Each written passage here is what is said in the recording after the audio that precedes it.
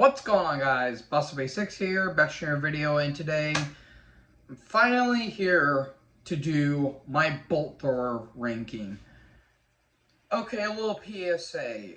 I do apologize for putting this one off for a few months. It's been about 4 months since I did my last one, and well, I can come up with many excuses in the world, but I've been busy with work, not to mention life tends to get in the way. Let's just put it at that. But finally here for my bolt thrower ranking. This one wasn't really as hard because, I mean, it's bolt thrower. It's one of the best death metal bands of all time. And I'm just going to put this out here. There's no bad album. No matter where I rank these albums, they can be a little interchangeable.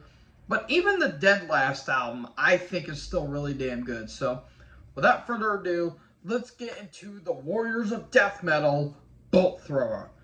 So, it's been formed in September of 1986 in Coventry, England, which is really starting to recognize that's kind of a big, like, forming band location if you think about it. So the band was founded by bassist Gavin Ward and guitarist Barry Thompson during a gig. They were heavily inspired by Slayer, Discharge, and the band Crass. Shortly thereafter, drummer Andrew Whale and vocalist Alan Westwood joined.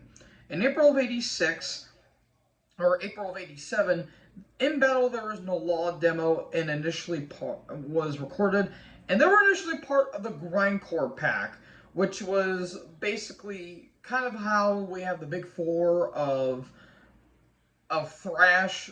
Well, the Brits had their big four of the grindcore: Napalm Death, Carcass, Extreme Noise Terror, and obviously Bolt Thrower. So after the Concession to Pain demo in September of '87, Gavin switched to guitars and recruited bassist Alex Tweedy. However, Alex didn't show up, so Gavin basically played both guitar and bass. So 2 weeks after the recording session, Gavin's girlfriend, Jo Bench, replaced Alex. So that's kind of cool, I guess. So after Appeal Solution, they signed with, or after Appeal Session, I'm sorry. After Appeal Session, they signed with Vinyl Solution, and enter their cab driver at the time, Carl Willits. And Carl Willits will be a big namesake for this band. So that leads us until June 12th, 1988. We get In Battle There Is No Law. Now, this is a different album for the band. This is more affiliated with that grindcore sound that Napalm Death, Carcass, and Extreme Noise were doing at the time. However, this one kind of stands out more. This is more riffy grindcore as to where grindcore is just like blast beats and guitars, left, right, and center. This is a more different album, though. I really like this album. I have this at number 6, but I still really like this album. Really humble beginnings. Production's very raw. You could kind of sense where they were going here with the songwriting. And this is just a fun album. Like, this is just a really fun album. There's a lot of killer tracks. Title track's really good, and another spoiler, all the title tracks kick ass. Forgotten Existence, Concussion of Pain, which was a demo song, Blind to the Feet, Attack of the Aftermath, Psychological Warfare. There's a lot of damn good tracks here. It's just, it can kind of run together, but it's still a really damn good album in its own right. So yeah, my number 6, really damn good debut. So they initially didn't like the deal with Vinyl Solution, so they signed with Earache Records and signed a massive deal with Warhammer 40K. So for you Warhammer nerds, if you're a Warhammer nerd and you love death metal, you're going to love this next album. So that leads us onto October 28th, 1989. We get Realms of Chaos. This is my number 2. The big leap from In Battle There Is No Law to here, it's like night and day with this album. Production, while still a bit raw, got really massive improvement. Of course, the iconic album art is absolutely awesome. And just the song titles themselves, it's some of the best Bolt Thrower songs in their entire catalog. Eternal War, Through the Eye of Terror, All That Remains, one of my personal favorites. Plague Bearer, World Eater, the title track, obviously. Lost Souls Domains, another personal favorite of mine. Prophet of Hatred, Drown in Torment. There's just some phenomenal, phenomenal stuff with this album. And I just the amount of creativity going into this album with just the songwriting and the song structure, pure 80s death metal bliss. Now, is it the best album in 1980 for death, 89 for death metal? I'd still say Altars of Madness beats us out just by a pube hair, but this is still a really damn good. This is an absolute death metal classic, and it rightfully gets its honor at number 2. So after Realms of Chaos, they went on the Grind Crusher Tour. That's a hell of an album tour, or tour name, with Morbid Angel, Carcass, and Napalm Death. So 3/4 of the grindcore pack there. And after their third and final Peel session, they went back into the recording studio. On February 4th, 1991, we get War Master. This is my clear-cut number 1. I knew going into it was going to be. Take everything that they did right with Realms of Chaos and give the production a bit of a boost and give the songwriting a little more dynamic in a way, and you get this album here. This is an all-time death metal classic. It's one of my favorite death metal albums of all time, and just these songs just kick so much ass. The intro of Unleashed Upon Mankind is one of the most eerie intros the band's ever done. What dwells within, apologies. The Shred to Sanity is one of my favorites. Profane Creations, another classic. Final Revelation, of course, the iconic Cenotaph, that's an absolute mainstay with this band. Title track, obviously. Rebirth of Humanity is one of the more underrated tracks. And the epic Afterlife. This is an all killer, no filler album, in my personal opinion. There is just mastery abound. Granted, War Master, but you get the point. This is just an absolutely iconic death metal album, along with Realms of Chaos, and just absolutely perfection, in my opinion. So yeah, this is my clear-cut number 1. So this next album, we would enter kind of a different era for Bolt Thrower, because this next album, they were heavily inspired by Candlemass and Pentagram. So this album is going to be a little more doomy, and as someone who loves Candlemass, I mean, who doesn't love Doom? So that enters into November 2nd, 1992, they released The Fourth Crusade. Now, again, this is a different album. It's a little bit more dynamic in a way because you're entering some of those doomy riffs. It's not full-on death doom. It's just a death metal with some more doomy, leads, but it's not a full-on death doom album. It's a little more groove-laden as well, but it doesn't shy away from the more brutality songs. As much as I like this album, this is my number 5. This is the middle of the road album for me. I think this is a good album, but I kind of have a bit of not really a gripe, I just have a couple issues with the album. One, the production does sound like a hair bit thin. I felt like the production could have been boosted up a little bit. And 2, while they go to Doomy Land, they kind of lay in Doomy Land a bit too long for my liking. Now, don't get me wrong, there's some really damn good tracks that we're loving this album. Embers, As the World Burns, title track, We're Next to Conquer, Ritual, Dying Creed, Through the Ages. There's some killer stuff. There's a couple tracks that are just okay, but they're still really damn good. It's just, I felt like they could have done just a little bit more with this album. But what we got here is still really damn good, and I really do like the little theme that they're going here, because actually, fun fact, the album title comes from the Fourth Crusade and a capturing of Constantinople. So that's a really damn good, unique kind of little concept there. I just felt like in concept it was good. Execution, while good, could have been a little bit better, but still a really damn good album in its own right. So after the World Crusade tour with Grave and Vader in Europe, they go back to the recording studio literally 2 years later in a way. On November 28th, 1994, we get for victory. This is my number 3. This felt like the proper follow-up to War Master, whereas the Fourth Crusade was a little more experimental. This is where I felt like they really found their true. They really lashed or not like they not lashed out. They more so released this just epic album, and we're entering the more groove metal territory. And out of all the like groovier albums that they did, this is their best. Like this is some epic death metal at its finest. From everything from the opening track, War, Remembrance, When Glory Beckons, the title track, Lest We Forget, Tank MK1, Armageddon Metal. There's just some absolutely stellar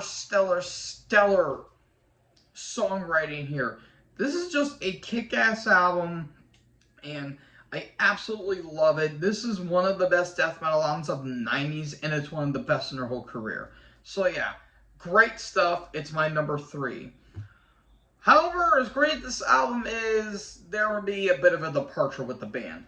After this album, Carl and Andrew would eventually leave due to some life-changing directions, and after the final War live album, former Pestilence and current Asphyx vocalist Martin Van Drunen would join, and new drummer Martin Kearns would join as well. But after a couple tours in Europe, Drunen would leave to some disease due to his hair falling out, which I guess it's all cured now because nowadays he's got a full head of hair. But that really left a lot of insecurities, and that's understandable because you don't want to have any like male pattern baldness. Just look at Hulk Hogan, for God's sake, or John Cena. So enter Dave Ingram, formerly of Benediction, for vocals, and Martin Kearns would leave as well. Enter Alex Thomas on drums, and Carl would temporarily rejoin, and the band would switch to Metal Blade Records. So all these lineup changes, we get into their 5th studio album. On September 8th, 1998, we get Mercenary. This is my dead last. This is my number 8, and someone unfortunately had to come last. Don't get me wrong, this is still a really damn good album. It's just with all these lineup changes, you could tell that this album really wasn't going to be all that great. And while when some lineup changes happen and an album is eventually made by a band, it can turn out pretty well, but with all the stuff going on, yeah, you could tell that there wasn't a lot of creativity in the creative department here. Like, don't get me wrong, there's some solid to really damn good tracks. Title track's great, No Guts, No Glory's really good, Zeroed, Powder Burns is really solid. It's just, one, it's very uninspired. You could tell that there was not a whole lot of thought put into this album. 2, production is really damn thin on this album. Like, it's really thin. And 3, there's kind of got like a couple new metal bounces on this album, which that really took me out of the album, in all honesty. Like, Laid to Waste, that album just has a really weird new metal like bounce. And I get it, it's 1998. New metal was kind of taking over at that point. It just kind of sucks that they kind of, in a way, almost followed into that bandwagon, but they didn't make a full new metal album. Like, I used Slayer. But, it's still a good album. It's just the least memorable of the both hours. And a lot of people really say this is their least favorite, but it's still really damn good. I honestly can agree with that. So, damn good album, but it's the least memorable one.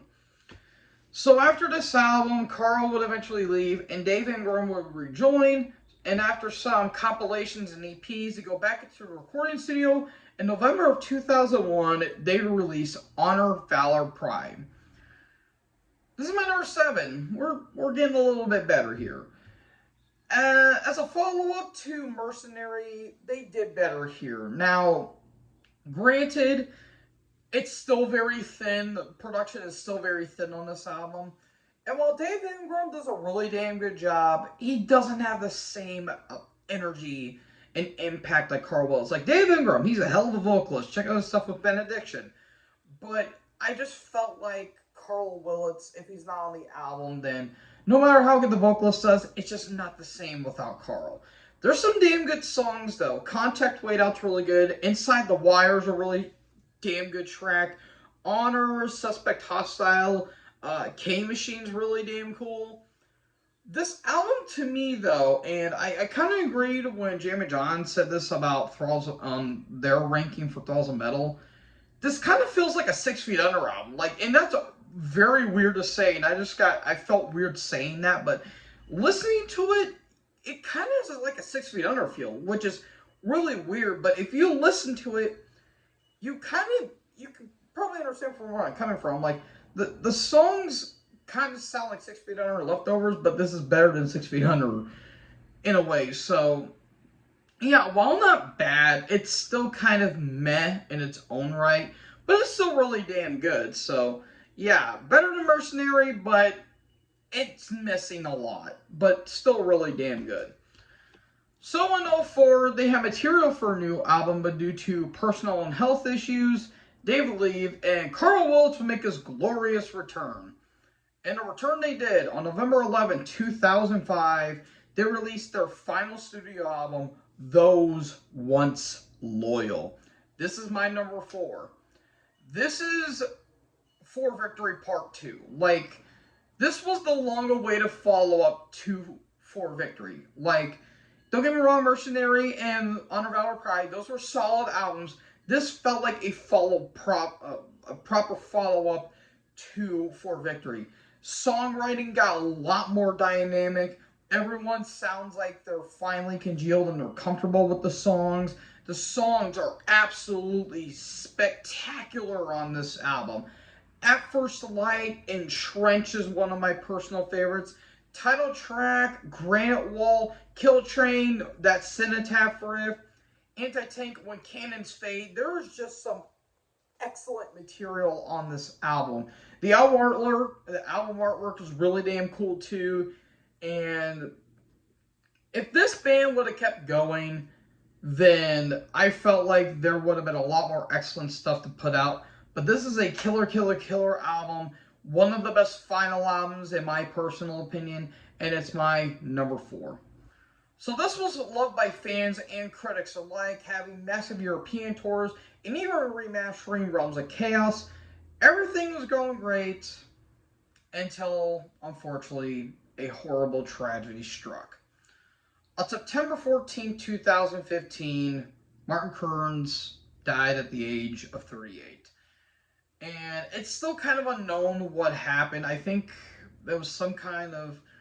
I think it was either liver or heart failure from what I've heard, but his passing really affected the band, and eventually the band would go on hiatus. But on the 1-year anniversary of Martin's passing, the band would announce that they're done. They could not go anymore because, granted, Martin was only there for about, let's say, just like almost a decade. He brought a whole lot to the band, and they kind of treated him like a little brother in some ways. So it was kind of sad to see the band go through that kind of tragedy.